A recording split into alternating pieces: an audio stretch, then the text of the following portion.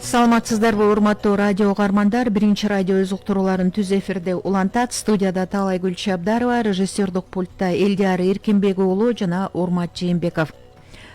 Өзүңүздөргө белгилүү, мына соңку жылдын башталышы менен соңку күндөрдө ошол коррупцияга каршы күрөш, аны күчтөндүрүү деги эле өлкөнү коррупциясыз өлкөгө айлантуу багытында бир топ иш аракеттер болуп жатат.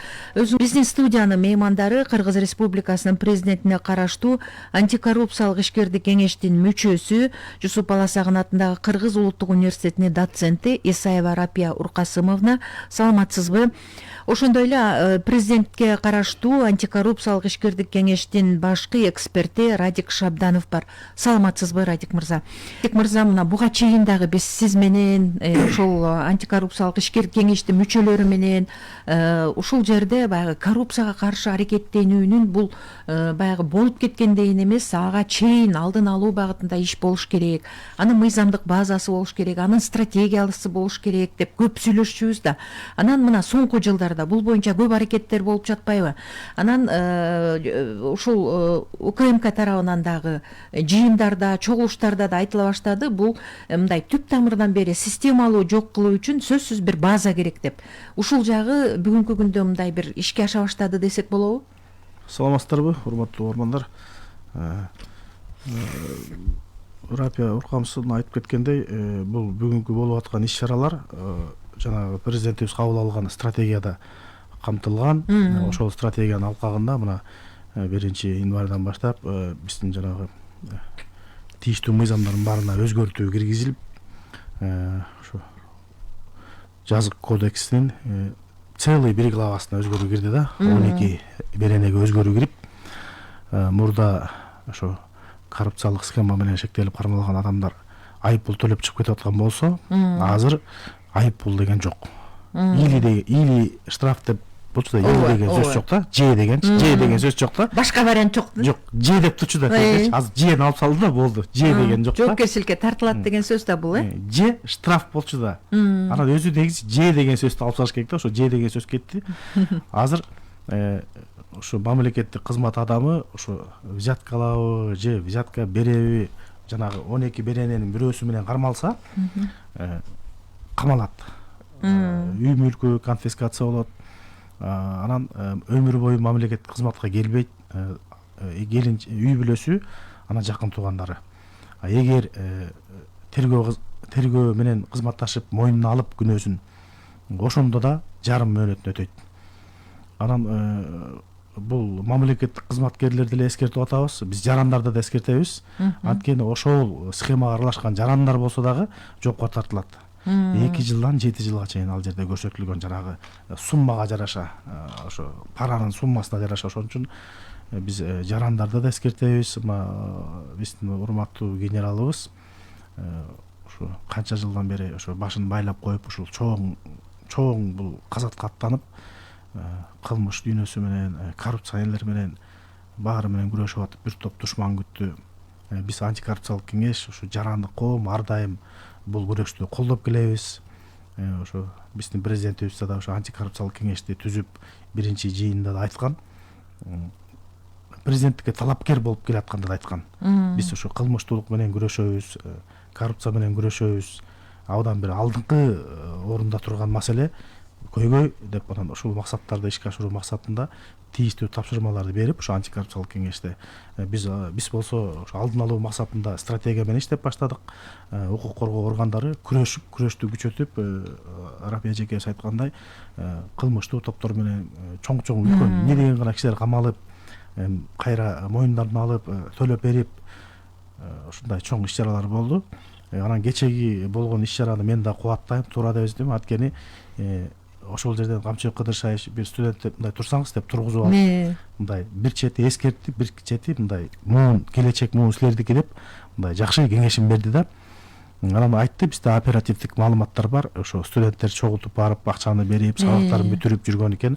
Ошолдон кеткиле, окугула, бул гүлдөгөн Кыргызстанды биз силерге өткөрүп беребиз дегенде айтты. Студенттер да ал жерде мындай туура кабыл алып, мындай жакшы кетти деп ойлойм. Мындай иш-чаралар көп болуш керек. Азыр убакыт болсо мен могу стратегияда айтып берип кетейин сизге. Айтыңыз. ошо бизде 25-30 жылдарга стратегия кабыл алынган, аны ишке ашыруучу иш план кабыл алынган. Ошол иш планда мына биринчи этапта, биринчи кварталда эмне иш кылабыз дегенде, коррупцияга каршы аракеттенүүнүн таасирлүү механизмдерин жана ыкмаларын киргизүүгө практикада колдонула турган натыйжалуулугун камсыз кылууга багытталган коррупцияга каршы аракеттенүү жөнүндө Кыргыз Республикасынын мыйзамын өркүндөтүү деп турат. Эки этапка бөлгөнбүз. Аны эл аралык стандарттарды жана чет өлкөлөрдүн алдыңкы тажрыйбаларын изилдөө менен коррупцияга каршы аракеттенүү мыйзамын практикалык колдонууга талдоо жүргүзүү. Экинчиси болсо коррупцияга каршы күрөшүү субъектилеринин чөйрөсүн жана алардын функцияларын, анын ичинде коррупциянын алдын алуу боюнча ыйгарым укуктуу мамлекеттик органдын ролун, ошондой эле коррупцияга каршы изилдөөлөрдү, экспертизаларды, коррупциялык тобокелдерди баалоонун жана башкаруунун коррупцияга каршы чаралардын мониторингин камтыган, коррупцияны алдын алуу таасирлүү механизмдерин жана системалуу ыкмалардын аныктаган коррупцияга каршы аракеттенүү мыйзамынын долбоорун иштеп чыгып жогорку кеңешке берүү. Ошондой эле коррупцияга каршы чектөөлөрдү жана тыюу салууларды финансылык контролдоо чараларын, коррупцияга каршы пропаганданы, коррупцияга каршы маданиятты үйрөтүү жана калыптандыруу, коррупцияга каршы аракеттенүүгө коомчулуктун катышуусу, коррупциялык укук бузуулардын кесепеттерин жоюу жана башка багыттар деп, мунун баарын биз биринчи кварталда кылып, коррупцияга каршы жөнүндө Кыргыз Республикасынын жаңы мыйзамынын редакциясын кабыл алышыбыз керек. Аны ким аткарат? Мисалы берде мына башкы прокуратура, Юстиция министрлиги, Ички иштер министрлиги, УКМК, АДС эксперттердин макулдашуусу менен дейт. Анан бюджеттен ошого каралсын. Ошого окшогон берде көп мероприятие бар. 15 пункттан. Мен улам чекесин айтып берейин.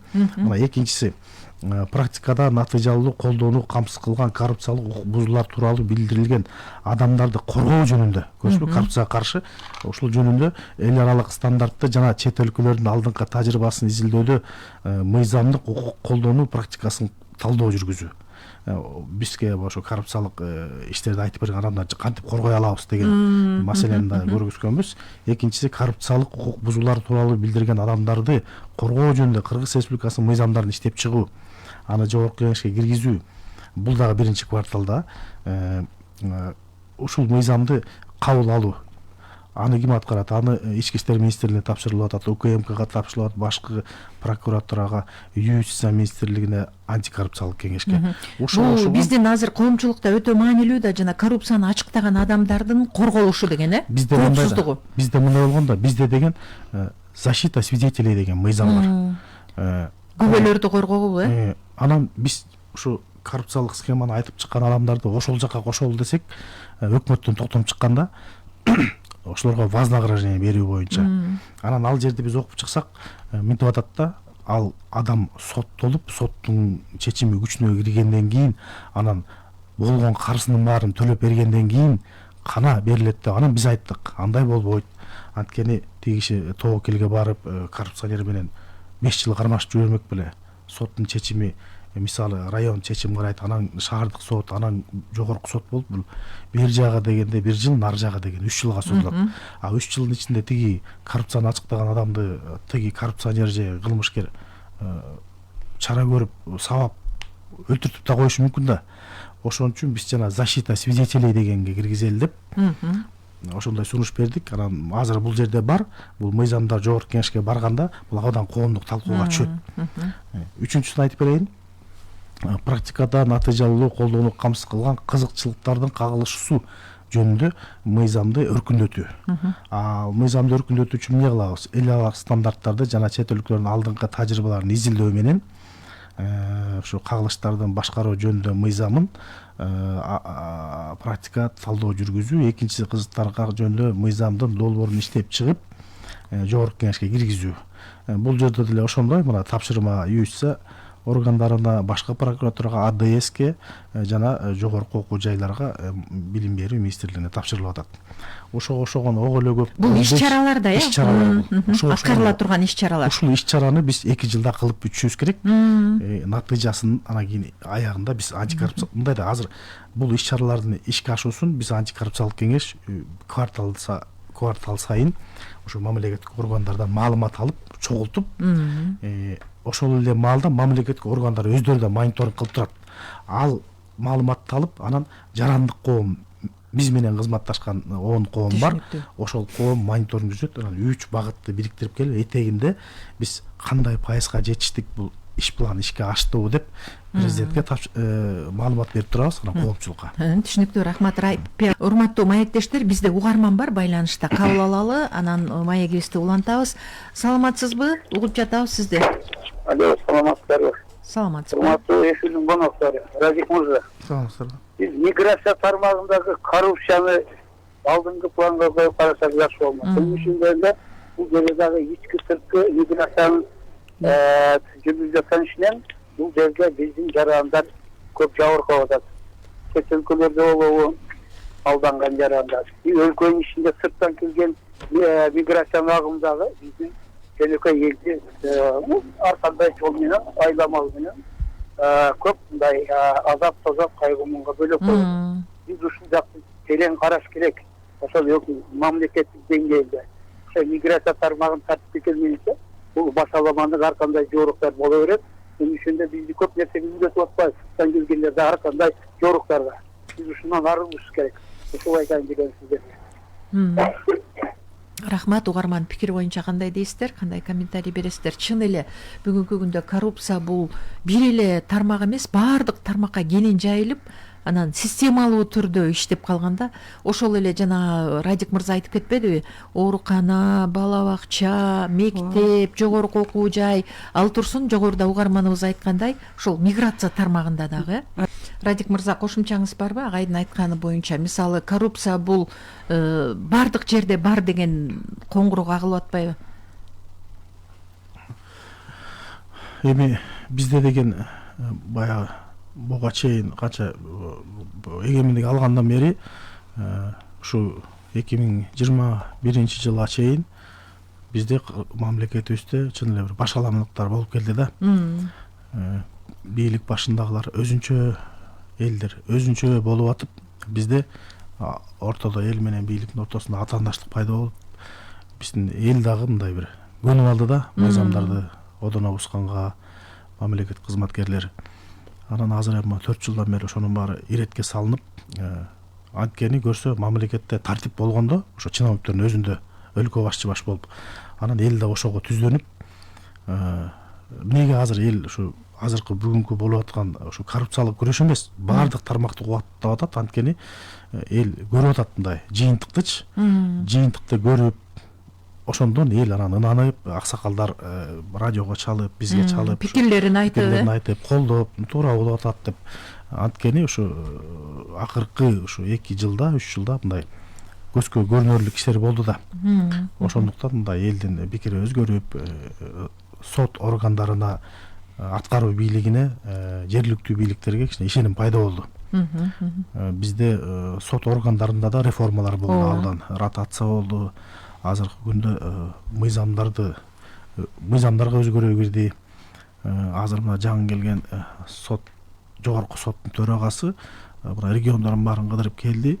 Абдан бир топ соттордун кемчиликтерин айтып, тургузуп, тапшырмалар берип келди. Мына башкы прокурор да келди, жаңы ал киши да келери менен эле мына азыр бир топ ротацияларды кылып, ошо мыйзамдарга сунуштар берип, могу азыркы ушу иштей турган мурогу өзгөрүүлөргө ошо өзгөчө ушу мен белгилегим келет, ушу прокурор абдан берде мындай бир биз укукту беришибиз керек да прокуроргочу, анткени тергөөчүгө ишти алып келген ошо кызматтар, ошо опер кызматтары, ошолор бизде бул неизбежный нерсе да, бул болот. Муну ушул мыйзамдардын арты мененчи бейгүнөө адамдар да камалып кетиши мүмкүн. Бирөөлөр көрө албастык кылып, бирөөнүн кызматына кызып, арыз жазып, атайын орусча айтканда подстава да кылышы мүмкүн да. Бул боло турган нерсе. Ушулардын баарын болтурбоо үчүн ушундай болуп калган учурларды кайра ордуна коюп, статьяны тура коюп, переквалификацияга алып келиш үчүн прокурор өзү порядочный болуш керек. Прокурор порядочный болгондо татынакай кылып, ишти карап, анан сотко алып барат. Анан биздин соттордо эми жоопкерчиликти сезиш керек. Анткени акыры келип соттун колуна түшкөндө, сот ошол жерден ушу кылмыш ишин көрүп, эгер туура эмес тапкан болсо, мыйзамдарга одоно бускан жерлерин көргөн болсо, ишти артка жиберип, тергөөгө кайра тергетип, ошондой бир бизде ошо сот анан прокурорду абдан ошо суранат элек.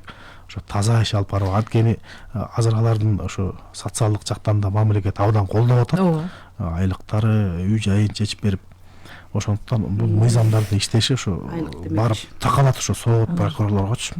баягы адилеттүүлүктү камсыз кылууда ошол коррупциялык иштерге аралашып аткандарды, жоопко тартып аткандардын өздөрү таза болуш керек деген маселе болуп атат. Анткени мен жаңа айткам, подстава болушу мүмкүн деп. Чын эле бир кылмышкерлерди кой берип да жибериши мүмкүн да, прокурор менен сот сүйлөшүп. Же бир бейкүнөө адамдарды жоопко тартылып калышы мүмкүн деген.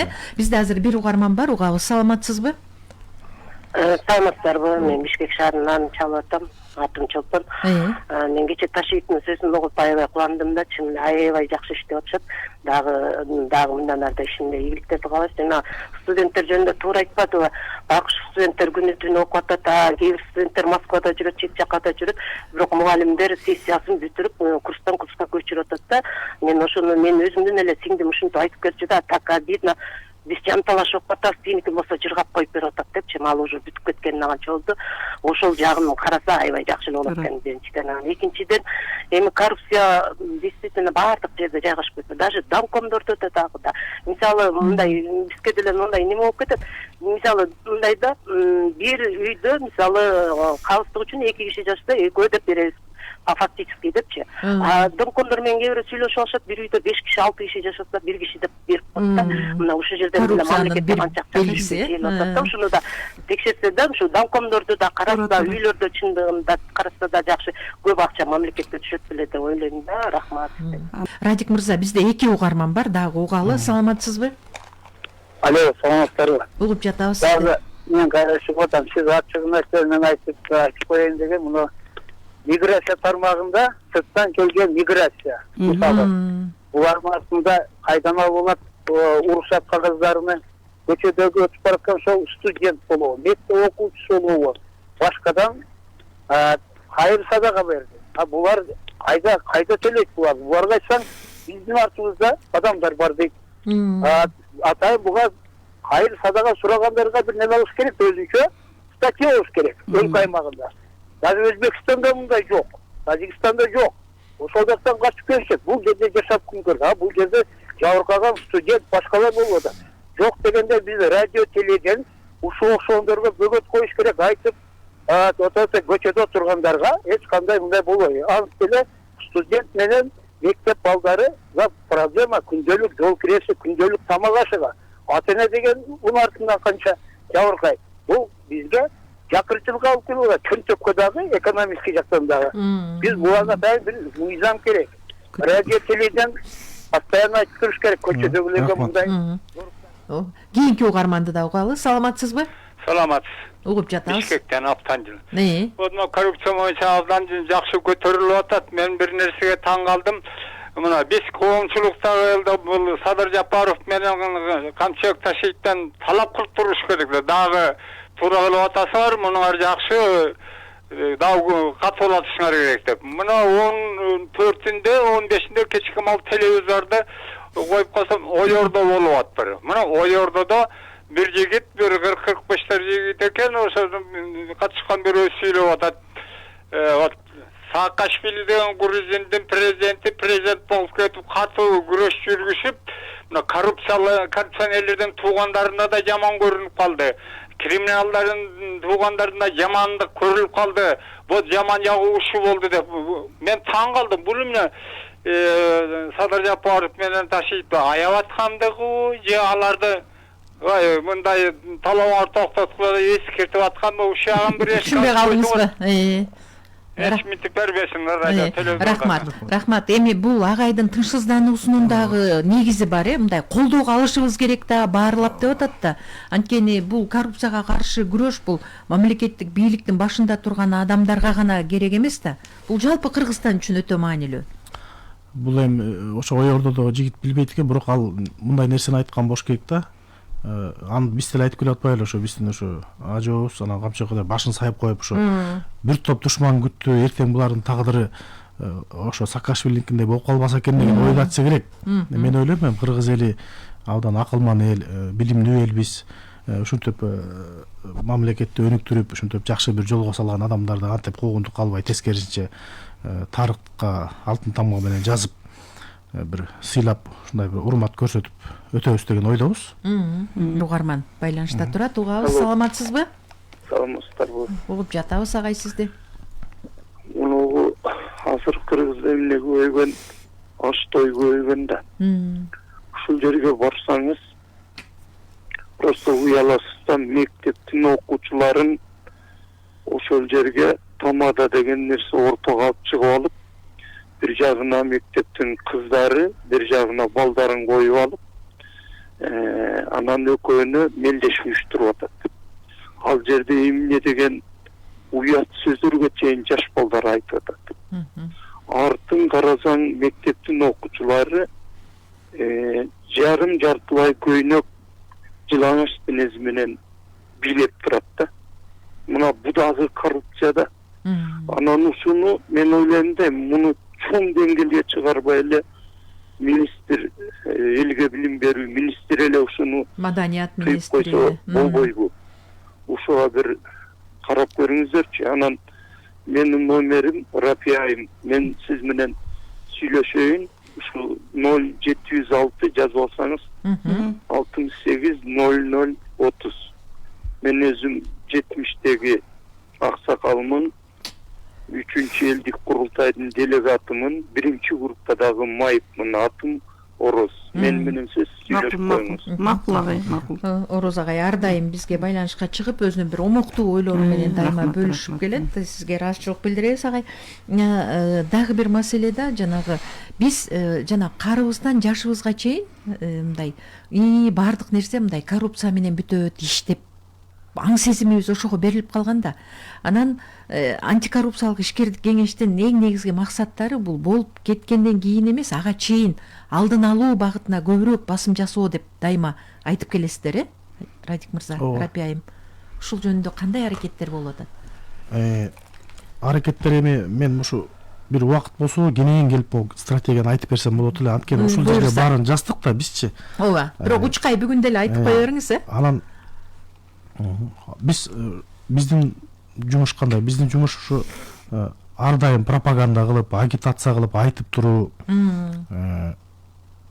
ушу мыйзамдарды өркүндөтүү максатында же болбосо мыйзамдарга өзгөртүү түзөтүү киргизүү максатында ар дайым жумуш топтору түзүп, ошолор менен чогуу иш алып баруу, мамлекеттик органдардын ушу коррупция менен күрөшүү, алдын алуу, кылмыштуулук менен күрөшүү багытындагы иштерине мониторинг, талдоо, байкоо иштерин жүргүзүп туруу, ошол эле маалда жарандык коом менен бирге азыр эми президентибиз да курултайда белгилеп кетпеди. Бул өзү айтылчу сөз да. Эсиңизде болсо мен 2-3 жолу эфирде келип айткам, жанагы кереги жок коомдук уюмдарды бир мониторинг кылып, бир жаап салалы деп көп жолу айтылган да.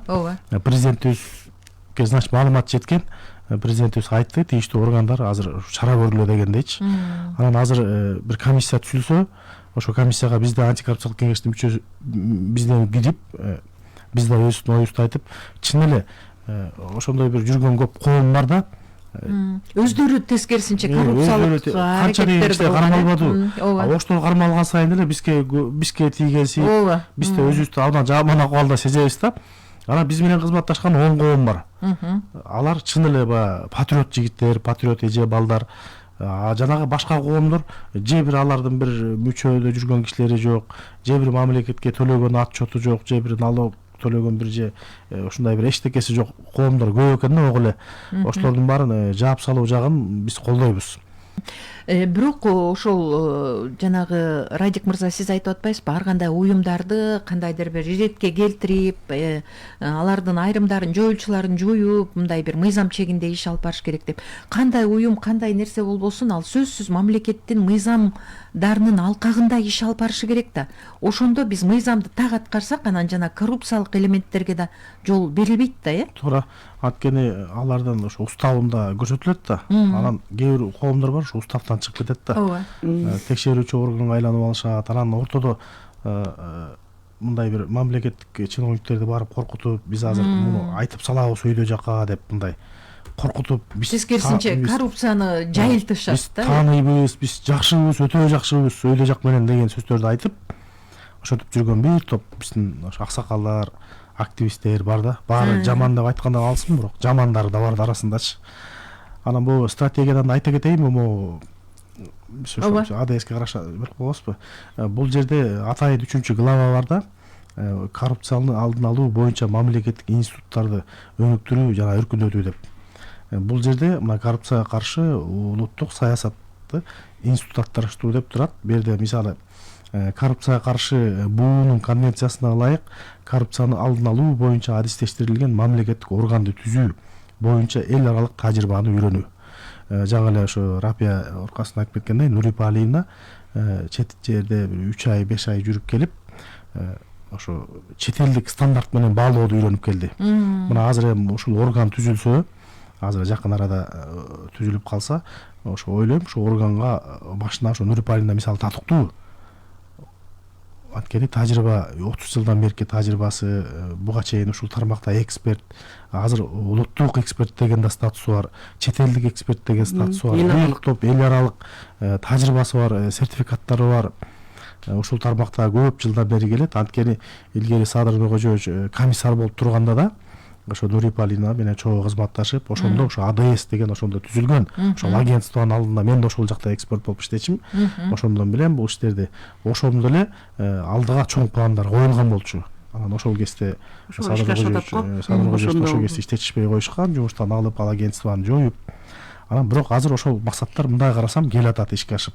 Анан мисалы төмөнгүдөй функцияларга ээ болгон коррупцияны алдын алуу боюнча көз карандысы ыйгарым укуктук мамлекеттик органдарды коргоо, функциялаштыруу, коррупцияны алдын алуу чөйрөсүндө коррупцияга каршы саясатты иштеп чыгуу жана ишке ашыруу, комплекстүү ыкмаларды иштеп чыгуу жана алдын алуу жана профилактикалык коррупцияга каршы чараларды киргизүү, коррупцияны алдын алуу, коррупцияга каршы чараларды ишке ашыруу жана башкаларды жасаш ушу 1-кварталга келгенде ошо эл аралык тажрыйбаны талдоонун негизинде коррупцияны алдын алуу чөйрөсүндө мамлекеттик саясатты иштеп чыгууга жана ишке ашырууга ыйгарым укуктуу мамлекеттик орган түзүү деп мындай 1-кварталда. 1-кварталда дегенчи сот уюмдары барго, сот, прокуратура ошол уюмдарында иштерин мониторинг кылыш керек.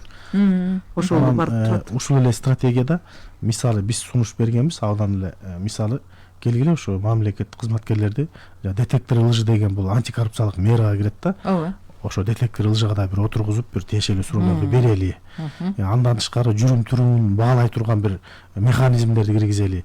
Бул бир убакыт берсеңиздер бир келип биз макул подробно айтып берели бир. Могу жерде 15 главадан турат, ар биринин ичинде чечмелеш керек экен, Анан мен сразу айтып коеюн, көрсөтүштү. Мындай иш-чара тиги сот органдарында болуп аттыр. Бүгүн ошо бул соттун төрагасы менен сүйлөшүп калсам, алар да пландап, эмки жумада алар да чогултуп алып, ошо өздөрүнө тиешелүү органдарга ушундай эскертүү иретинде маалымат берип.